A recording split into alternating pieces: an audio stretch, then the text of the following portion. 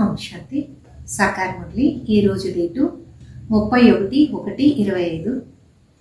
మధురమైన పిల్లలారా, పుణ్యాత్మలు కావాలంటే మీ ఒక లెక్కాచారాన్ని చూసుకోండి. ఎటువంటి పాపకర్మాలు జరగదు కదా. సత్యమైన ఖాతా జమ చేసుకుంటున్నానా? ఈరోజు ప్రశ్న. అన్నిటికీ పెద్ద పుణ్యము ఇది. జవాబు, వేరే వాటిని చెడు దృష్టితో చూసేది ఇది చాలా పెద్ద పాపం. మీరు పుణ్యాత్మలు కావాలంటే ఎటువంటి చెడు దృష్టిని పెట్టుకోవద్దండి. చెక్ చేసుకోండి, మనం ఎక్కడి వరకు యోగంలో ఉంటాము, ఎటువంటి పాపాలు చేయం కదా. ఉన్నతమైన పదవి కొరకు చాలా జాగ్రత్తగా ఉండాలి. కొద్దిగా కూడా కుదృష్టి అంటే చెడ్డ దృష్టి ఉండకూడదు. బాబా ఏమి శ్రీమతం ఇస్తారో దాని అనుసారంగా నడుస్తూ వెళ్ళాలి. ఈరోజు పాట, ముఖాన్ని చూసుకో ప్రాణి. ఓం శాంతి. అనంతమైన తండ్రి తన పిల్లలకి చెప్తున్నారు, పిల్లలారా మీ లోపల వెళ్ళి మీరు చెక్ చేసుకోండి. ఇక్కడ మనుషులకి తెలుస్తుంది మనము మొత్తం జీవితంలో ఎంత పుణ్యం చేసినామో ఎంత పాపం చేసినాము. ప్రతిరోజు మీ లెక్కాచారాన్ని చూసుకోండి. ఎంత పుణ్యమో ఎంత పాపం చేసినాము, ఎవరికి బేజారు చేయలేదు కదా. ప్రతి ఒక్క మనుషునికి అర్థమవుతుంది వాళ్ళ జీవితంలో ఏమేం చేసినామో, ఎన్ని పాపాలు చేసినామో, ఎంత దాన పుణ్యాలు చేసినాము. మనుషులు యాత్రలో వెళ్తారు దాన పుణ్యాలు చేసేదానికి, ప్రయత్నిస్తారు పాపాలు జరగకూడదు అని. బాబా పిల్లలతో అడుగుతారు, ఎంత పాపమో ఎంత పుణ్యం చేసినారు. ఇప్పుడు మీరు పిల్లలు పుణ్యాత్మలు కావాలి, ఎటువంటి పాపాన్ని చేయొద్దు. పాపాలు కూడా ఎన్నో రకాలు ఉంటాయి. ఇతరుల్ని చెడు దృష్టితో చూసేది ఇది కూడా పాపమే కదా. చెడు దృష్టి అవుతుంది వికారంతో, అది చాలా చెడ్డది. ఎటువంటి వికారి దృష్టి పోకూడదు. స్త్రీ పురుషుల పైన వికారి దృష్టిని ఉంచుకుంటారు. కుమారీల కొన్ని చోట్ల వికారి దృష్టి పడుతుంటుంది. బాబా అంటారు, వికారి దృష్టి లేదు కదా. లేదు అంటే కోతి అని చెప్తారు. నారదుని ఒక ఉదాహరణ ఉంది, చెప్పినారు, లక్ష్మిని వరించాలి అంటే మీరు కూడా చెప్తారు కదా, లక్ష్మిని వరించుకోవాలి అంటే మీ ముఖాన్ని చూసుకోండి. నారి నుండి లక్ష్మి, నర నుండి నారాయణగా అయితాం కదా. బాబా అంటారు, మీ హృదయంతో అడగండి, మనము ఎటువంటి పుణ్యాత్మలైనాము, ఎటువంటి పాపకర్మాలు చేయలేదు కదా.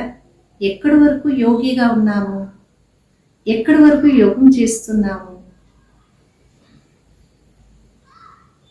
మీరు బాబాని అర్థం చేసుకున్నారు, అందుకే ఇక్కడ కూర్చున్నారు. ప్రపంచంలో చాలా తక్కువ మంది బాబాని అర్థం చేసుకుంటారు, ఎందుకంటే బాప్దాదా కదా. మీ పిల్లలకి తెలుసు, పరపిత పరమాత్మ బ్రహ్మాలు ప్రవేశించి మనకి అవినాశి జ్ఞాన రత్నాలు అనే ఖజానా ఇస్తున్నారు. మనుషుల దగ్గర అవినాశి ధనం ఉంది, వాళ్ళు దాన్ని దానం చేస్తారు. అదైతే రాళ్ళు కదా, ఇదైతే జ్ఞాన రత్నాలు. జ్ఞానసాగర్ తండ్రి ద్వారా రత్నాలు తీసుకుంటున్నాం. ఒక్కొక్క రత్నానికి లక్షలంతా విలువ ఉంటుంది. రత్నాగరుడు తండ్రి జ్ఞాన రత్నాల్ని ధారణ చేసి మళ్ళా ఈ రత్నాల్ని దానం చేస్తున్నారు. ఎంత మీరు తీసుకుంటారు, ఇతరులకి ఇస్తుంటారు, అంత ఉన్నతమైన పదవి తీసుకుంటారు. బాబా చెప్తున్నారు, మీ ఆంతర్యంగా చూసుకోండి, మనం ఎంత పాపం చేసినాము. ఎటువంటి పాపాలైతే లేదు కదా, కొద్దిగా కూడా చెడు దృష్టి లేదు కదా. బాబా ఏం శ్రీమతం ఇస్తారో దానిపైన పూర్తి నడుస్తుండండి, చాలా జాగ్రత్తగా ఉండండి. మాయా ఒక తుఫాన్ బలి రాని, అయితే కర్మేంద్రియాల ద్వారా ఎటువంటి వికర్మాలు చేయొద్దు. వేరే వాళ్ళని కుదృష్టిలో చూసినామంటే చెడు కదా, వాళ్ళ ముందు నిలుచుకోకూడదు, ఏకదం ముందు వెళ్ళిపోవాలి. తెలిసిపోతుంది వీళ్ళ దృష్టి ఇలాగా అంట. ఉన్నతమైన పదవి తీసుకోవాలంటే చాలా జాగ్రత్తగా ఉండాలి. చెడు దృష్టి ఉండేవాళ్ళు, కుంటవాళ్ళు, గుడ్డవాళ్ళు అంతా బాబా అంటున్నారు. వాళ్ళు అలాగైపోతారు. బాబా ఏం శ్రీమతం ఇస్తారు దాని అనుసారంగా నడేది బాబా పిల్లలకి అర్థం చేసుకోగలరు.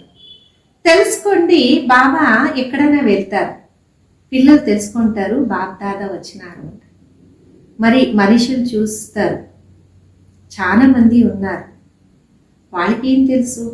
కొందరు అడుగుతారు వీళ్ళు ఎవరు చెప్పండి, బాబ్ దాదా.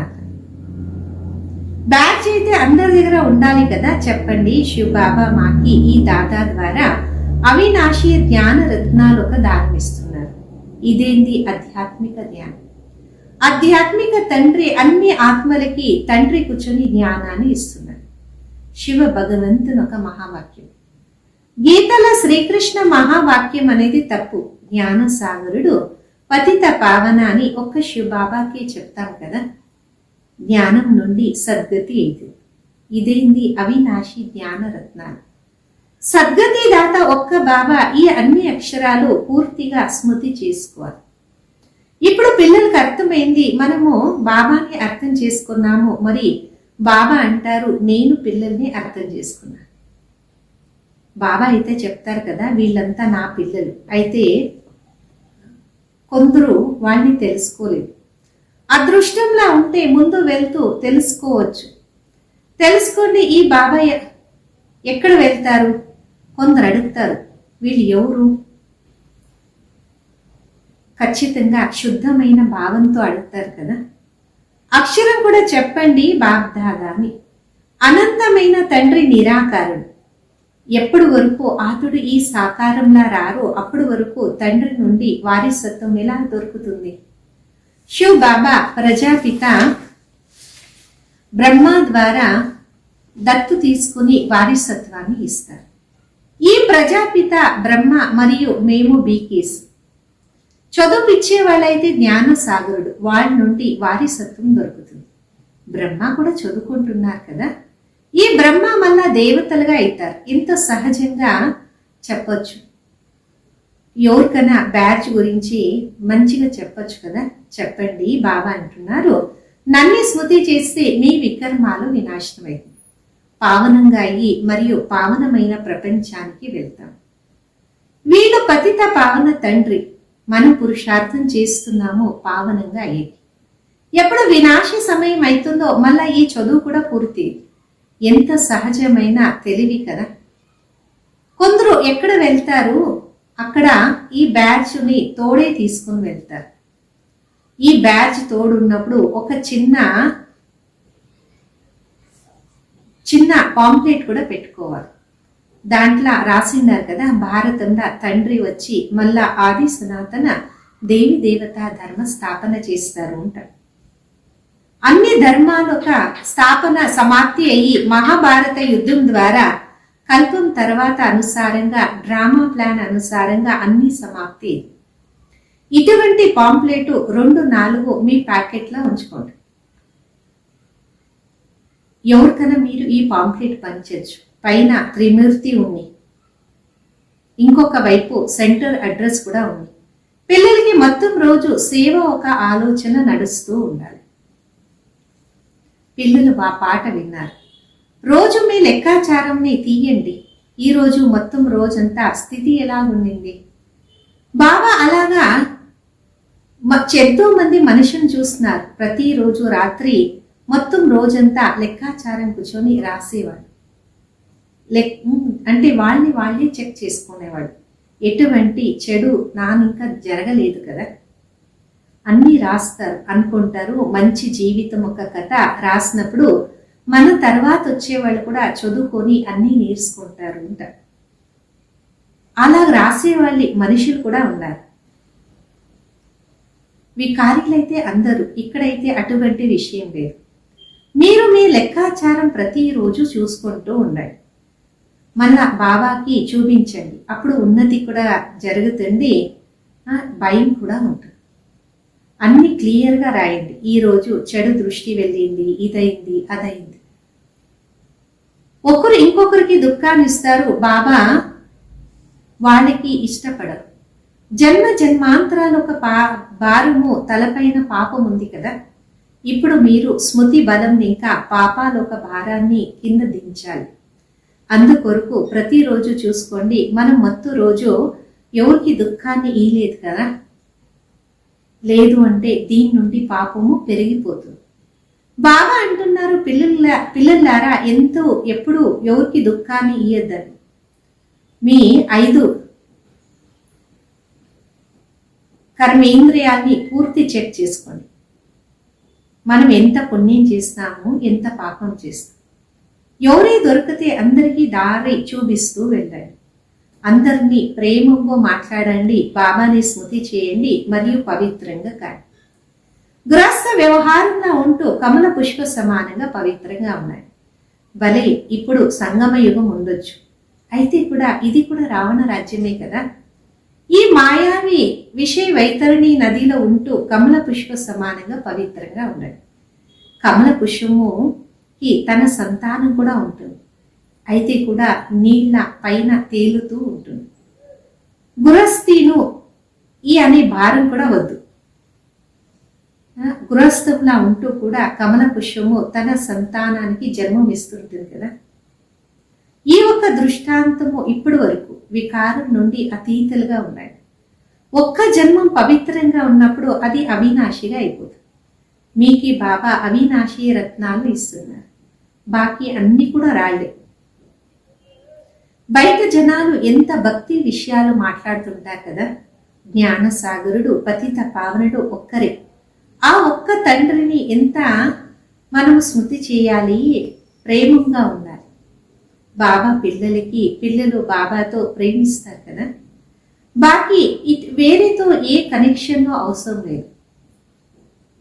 పిన్నం ఇంట పిల్లల వాళ్ళు ఎవరు బాబా మతాన్ని పూర్తి పాలన చేయరు. రావణ మతం అనుసారంగా నడిస్తే రామముఖ మతము స్థిరంగా ఉండదు కదా. అర్ధకల్పము రావణ సంప్రదాయము, అందుకోసమే దీన్ని భ్రష్టాచారి ప్రపంచం అంటారు. ఇప్పుడు మీకు అందరినీ వదిలేసి ఒక్క బాబా మతం అనుసారంగా కావాలి. బీకే ఒక మతం దొరికింది అంటే దాన్ని కూడా చెక్ చేసుకోండి, ఈ మతము కరెక్ట్గా ఉందా తప్పుగా ఉందా. మీ పిల్లలకి కరెక్టు రాంగ్ ఈ ఒక తెలివి కూడా దొరికింది కదా. ఎప్పుడు కరెక్ట్గా ఉంటారో అప్పుడు కరెక్టు తప్పు చెప్పొచ్చు. బాబా అంటారు, అర్ధకల్పము భక్తి మార్గం ఒక శాస్త్రాలు విన్నారు, ఇప్పుడు నేను అన్ని మీకు వినిపిస్తాను, ఏది సరి ఏది తప్పు. వాళ్ళంటారు ఈశ్వరుడు సర్వయాపి, నేనంటాను నేను మీ తండ్రి. ఇప్పుడు మీరే నిర్ణయించండి ఎవరు సరి. పిల్లలకి చెప్తారు కదా, ఎప్పుడు బ్రహ్మ అయినారో అప్పుడు వాళ్ళకి కూడా అర్థమైంది. రావణ సంప్రదాయం అయితే ఎంతో ఉంది, ఇప్పుడు మీరు చాలా తక్కువ ఉన్నారు, దాంట్లో కూడా నంబర్ 1 ఉన్నారు. ఎవరిదన్నా చెడ్డ దృష్టి ఉంటే వాడికి రావణ సంప్రదాయం అంటారు. రామ సంప్రదాయము అర్థమైపోతుంది, ఈ సృష్టి పరివర్తన అవుతుంది, దైవతగా తయారైతుంది. మీ స్థితిని ప్రతి ఒక్కరూ అర్థం చేసుకోవాలి. ముందైతే జ్ఞానం ఉండేది కాదు, ఇప్పుడు బాబా దారి చూపించినారు కదా. చూడాలి, అవినాశి జ్ఞాన రత్నాల్ని దానం చేస్తున్నాను. భక్తులు దానం చేస్తారు వినాశీ ధనాన్ని, ఇప్పుడు మీరు దానం చేస్తున్నారు అవినాశీ ధనాన్ని. ఇది ఎప్పుడూ వినాశనం కాదు, అది వినాశనమైంది. వినాశీ ధనము అలౌకిక సేవలా ఉంచండి. పతితులకి దానం చేస్తే పతితులే ఇద్దాం కదా. ఇప్పుడు మీరు దానం చేస్తున్నారంటే దాని బదులు 21 జన్మానికి కొత్త ప్రపంచం దొరుకుతుంది. ఈ అన్ని విషయాలు అర్థం చేసుకోండి. బాబా సేవ కొరకు యుక్తిని చెప్తుంటారు, అందరిపైన దయ చూపించండి. గాయనం కూడా ఉంది, పరపిత పరమాత్మ బ్రహ్మ ద్వారా స్థాపన చేస్తారు. అయితే అర్థం కాదు కదా, పరమాత్మకి సర్వయాపి అంటారు. ఇప్పుడు పిల్లలు సేవ చేసే ఆసక్తిని మంచిగా ఉంచుకోవాలి. ఇతరులకు కళ్యాణం చేయండి, అప్పుడు మీ ఒక్క కళ్యాణం కూడా జరుగుతుంది. రోజు బాబా చాలా సహజంగా చేస్తూ వెళ్తారు. ఈ త్రిమూర్తి చిత్రం చాలా మంచి వస్తువు. దీంట్లో శివబాబా కూడా ఉన్నారు మరియు ప్రజాపిత బ్రహ్మ కూడా. ప్రజాపిత బ్రహ్మ కుమారిల ద్వారా మళ్ళా భారతంలో 100% పవిత్రత, సుఖ, శాంతి, దైవీ స్వరాజ్యాన్ని స్థాపన చేస్తున్నారు. ఎన్నో ధర్మాలు ఈ మహాభారత యుద్ధంలో కల్పమెనకలాగా వినాశనం అవుతుంది. ఇటువంటి పాంప్లెట్ పంచండి. బాబా ఎంత సహజమైన దారి చూపిస్తున్నారు కదా. ప్రదర్శనలో కూడా పాంప్లెట్ పంచండి. పాంప్లెట్ ద్వారా సహజంగా మీరు చెప్పొచ్చు, పాత ప్రపంచముఖ వినాశనము జరగాల్సిందే, కొత్త ప్రపంచముఖ స్థాపన కూడా జరగాల్సిందే. ఒక ఆది సనాతన దేవి దేవత ధర్మ స్థాపన జరుగుతా ఉంది. బాకీ ఇవన్నీ వినాశనం అవుతుంది కల్పం వెనక అనుసారం. ఎక్కడే వెళ్తే పాకెట్లా ఈ పాంప్లెట్ బ్యాడ్జ్ ఎల్లప్పుడూ పెట్టుకోండి.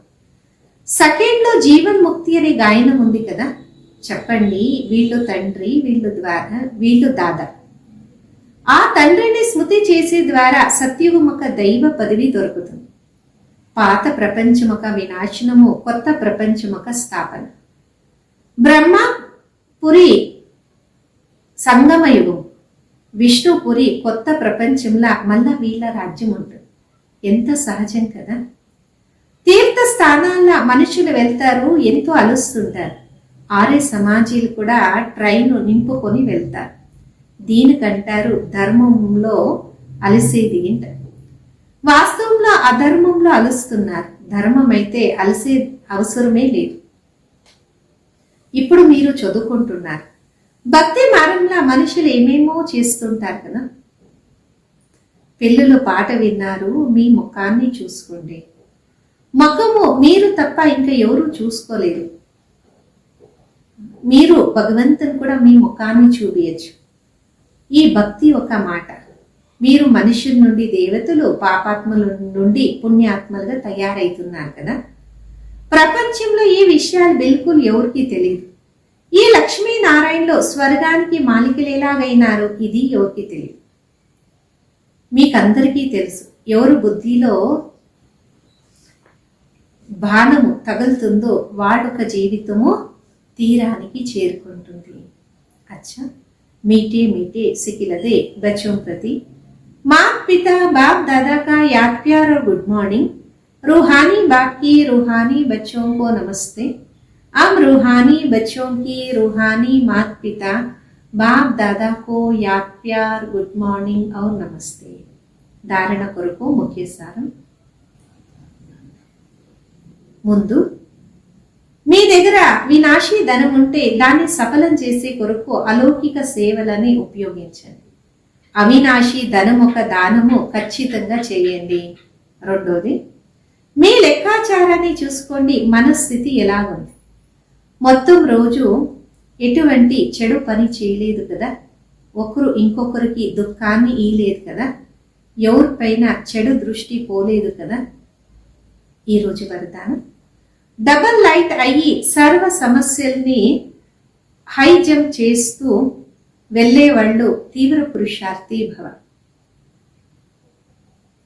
సదా స్వయం మీ అమూల్య రత్నము అని తెలుసుకొని బాప్దాదా హృదయం అనే డబ్బీలా ఉంచుకోండి.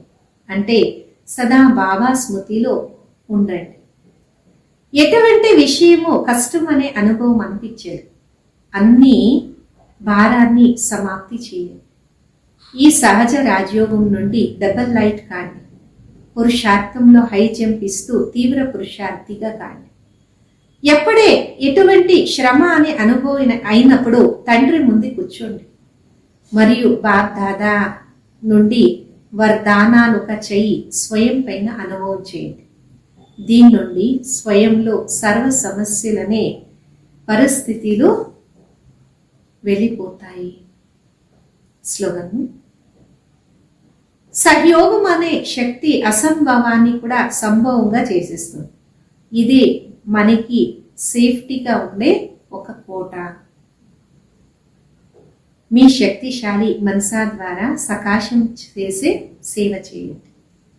సమయం అనుసారంగా నలువైపు సకాశము ఇచ్చే వైబ్రేషన్ ఇచ్చే మనసా ద్వారా వాయుమండలాన్ని తయారు చేసి కార్యాన్ని చేయండి.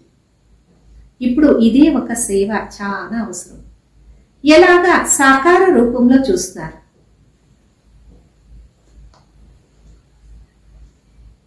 ఏదైనా ఒక అల సమయం అనుసారంగా వచ్చింది అంటే దినము రాత్రి సకాశాన్ని ఇచ్చేవాడు.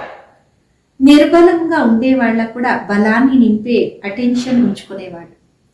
సమయాన్ని తీసుకొని ఆత్మలకి సకాశాన్ని ఇచ్చే ఒక సేవ చేయండి. ఇలాగా ఫాలో ఫాదర్ కాండి. అంశం